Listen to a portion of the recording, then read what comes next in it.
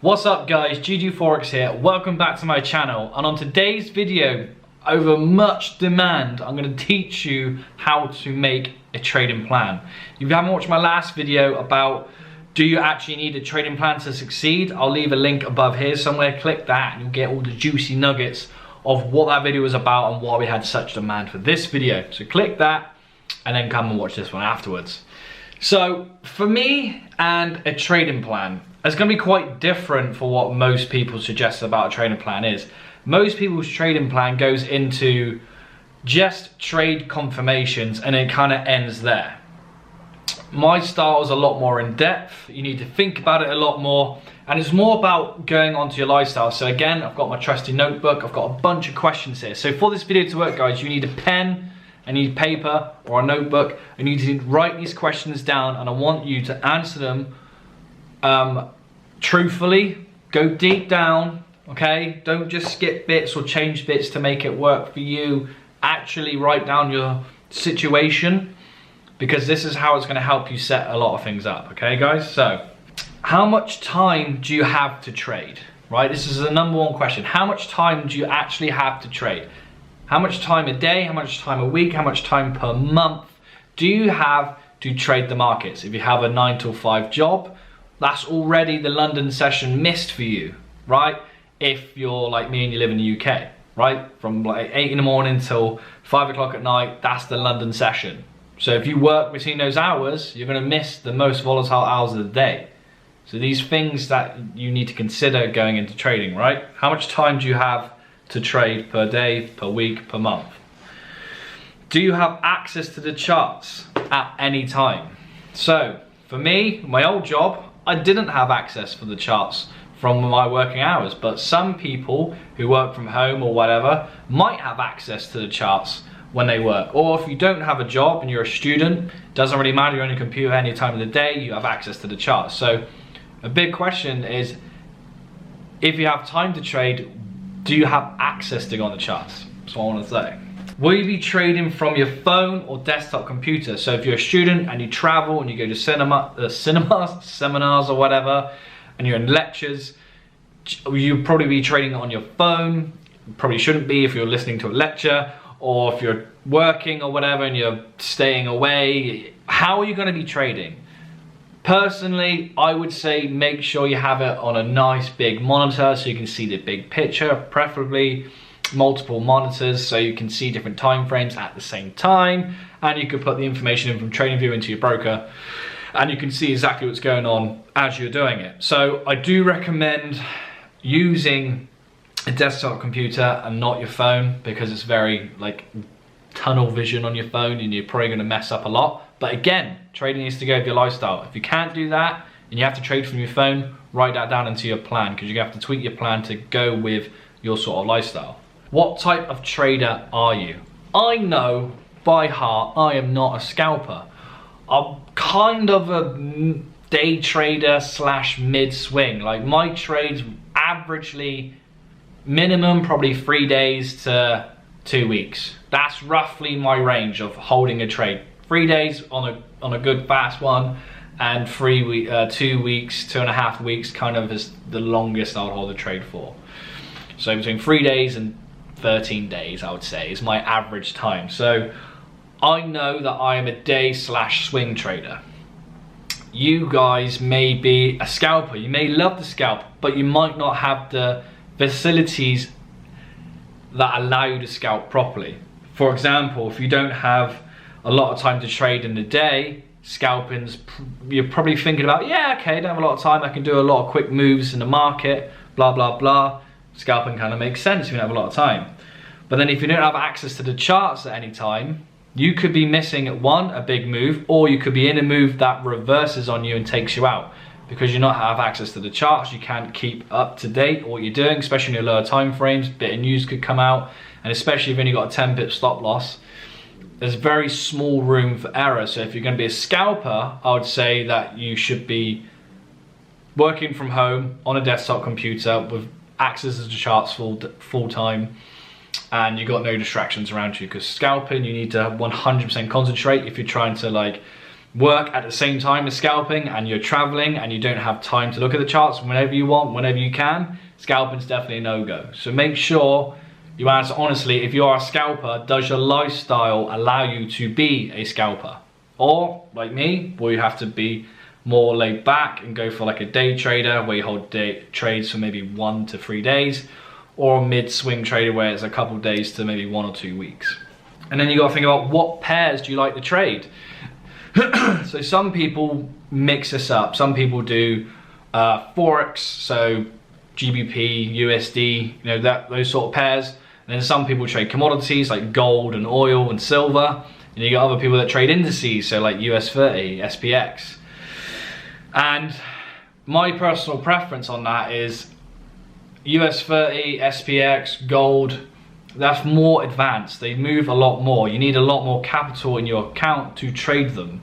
They are shark infested waters. They're not for beginners at any level. Okay? So for me, I would stay away from all of those pairs. I know they're Gucci on the social media side of things. You go, oh, I made $50,000 in 1 day scalping gold. Great.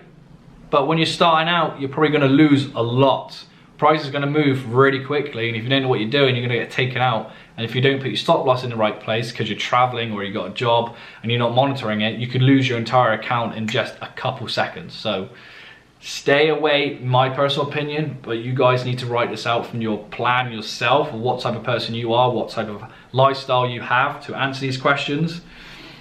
You know, I would just say stick to Forex. That's my personal thing. That's what I do. I do like to mark up indice charts just to see what happened, but I never actually place a trade on them because, again, I'm not at that level to trade US 30 and gold and all that stuff.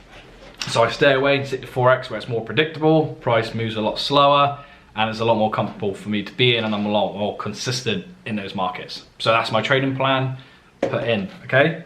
And then going to the question where most people just start and finish is, what rules do you have to place a trade? I have about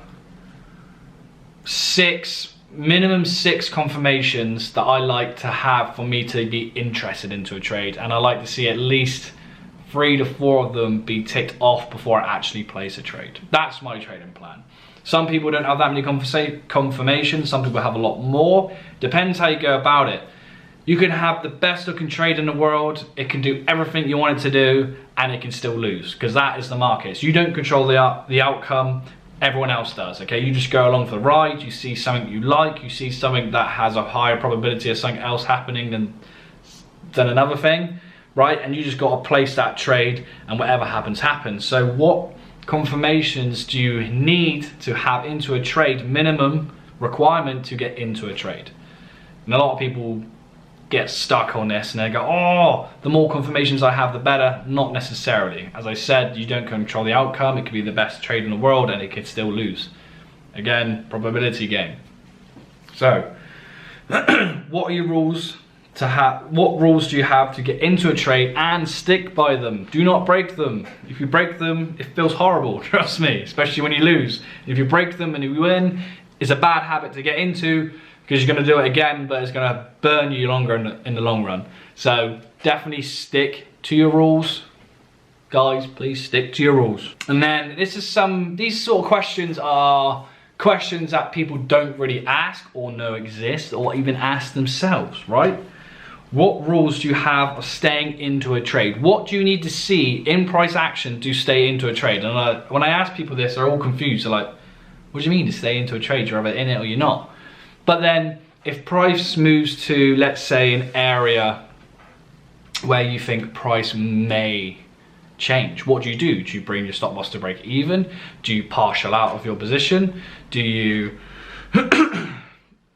just exit the trade? Like, what rules, what steps, what systems do you have in place to stay, yes, I'm going to stay in this trade, right? For me, if price goes halfway, I move my stop loss to break even.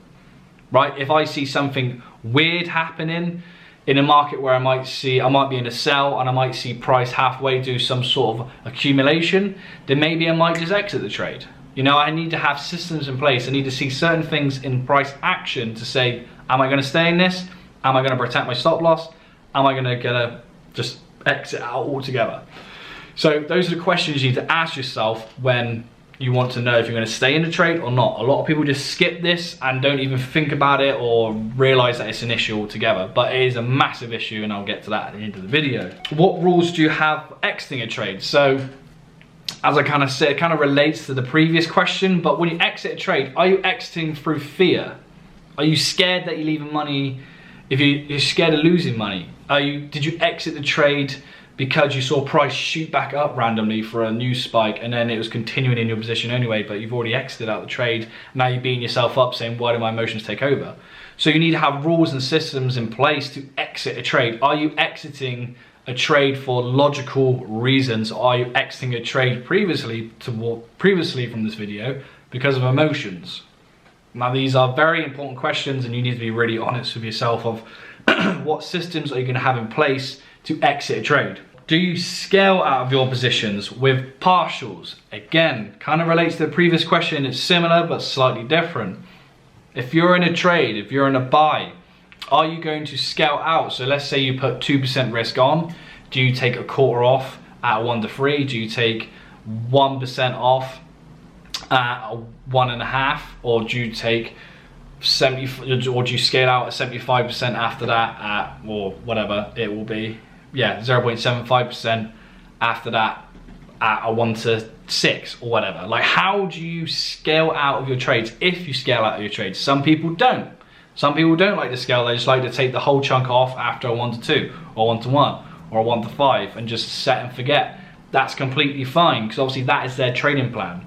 So in your trading plan, do you want to scale out of your position? If so, how are you going to do so? There has to be a logical reason for you to take money at a certain area. It can't be random, it has to be logical. Is there a roadblock that could prevent your trade from, let's say, hitting final TP? If your thing is a concerned area, you're thinking, right, okay, this is a concerning area, I'm going to take half my position off, move to break even, and let it ride out. So then you know if price gets to that area, 1, you've made money, 2, you've protected your capital. It's either going to come back and stop you at a break even, which doesn't matter because you've already made money from the trade, or it's going to continue and hit your final TP anyway.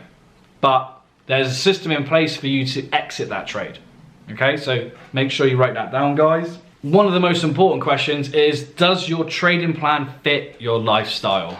And what I mean by that is, do you like to sit inside for most of the day staring at the charts? If so, you're probably going to be a scalper. Or do you like to go out, have fun, and maybe go for a walk, not really stare at the charts that much, just have a quick glance now and then? You're probably going to be like me, day to medium swing trader. Or are you really busy, you don't really care, you just want to place it, forget about it, at the end of the month you have a look, go, oh, that was good. You're probably going to be a swing trader. So, or you have a job and you're high up in whatever you do, you have a lot of pressure, you have a lot of stress, you can't be focusing on trading and your job, or you got a family, you've got loads of kids running around, and you have a job at the same time. You don't have a lot of time to, you know, wake up, have a look at the charts in the morning, go to work, be knackered, come back, look after kids, be knackered even more, and then maybe around about 10 o'clock at night when you're really tired, you have about 30 minutes spare to look at the charts. You probably want to be a swing trader, right? Where you're trading off the daily and the 4 hour, right? Kind of like me, medium swing-ish, right? So you need to bring in your lifestyle that you have to the type of trader that you want to be or could be.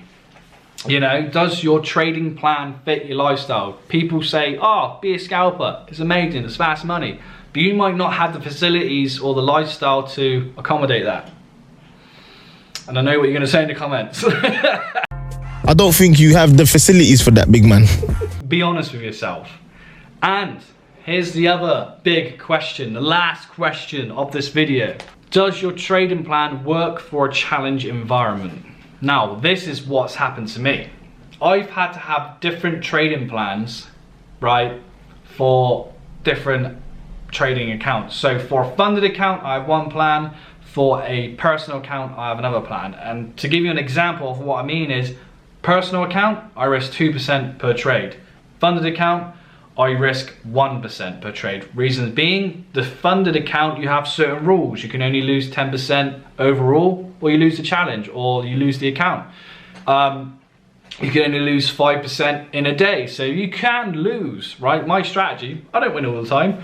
I don't need to, right? I only win 30% of the time. I'm trying to improve that, but at the moment, during World War III, COVID, whatever, it's been pretty tough.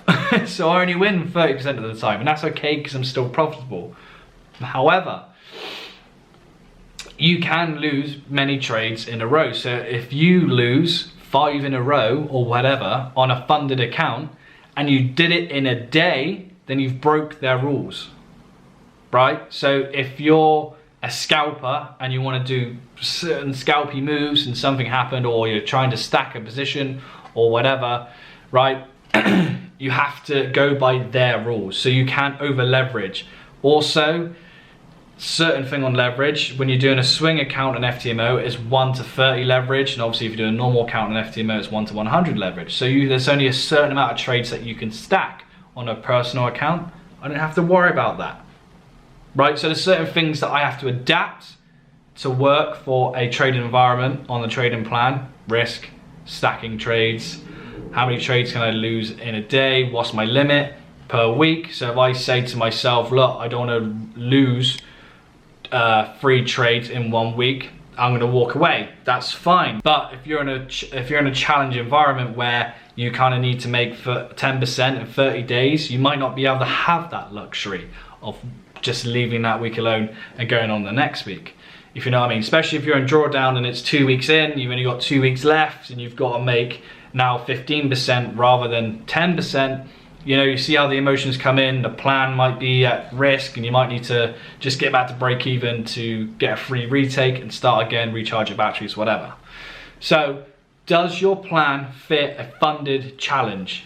Because you're gonna have to change stuff, most definitely, from your personal account. A lot of people rather do a personal account because the rules kind of stops them from 1, getting funded, and 2, just makes them trade it in a way that doesn't work for them or allows them to trade, or helps them lose more because of the pressure and the psychological aspect of that, and the time restraints and all that stuff that messes with how they like to trade. So they do it on a personal account, compound interest over 1 or 2 years to get the size of accounts that you could get straight away with funding, okay? So if you want to go down the funded route, that's great, but does your plan, lifestyle allow you to? That's the big question, right? And obviously, if you don't want to go down the funded route, you can just build one plan for your personal account, which is absolutely fine. But you need to be honest with yourself, guys. Honest with your lifestyle, honest with how you want to trade, how much time you actually have on the charts. Like, this trading plan goes very in depth. So I hope that you have wrote down all of these questions. If you haven't, then rewind the video, write them down and answer them honestly. If you guys want me to make a PDF of this so you don't have to do any of that yourself, then that PDF will be put into the GGFOREX Facebook group. The link is down below. I'm just going to leave it there because obviously the GGFOREX Facebook group takes priority over YouTube. So if you want to take priority or want to be in priority of this, click the link down below, join the group, and that way you'll have a PDF so you don't have to write any of this out. But that will be in like 2 or 3 days. It's gonna have to take me a few times to do it, and I'm a busy guy, weirdly enough, okay? So guys, if you like this video, let me know in the comment box below. Give the video a thumbs up, like, share, subscribe. I'll see you in the next one. Hit the bell. Bye.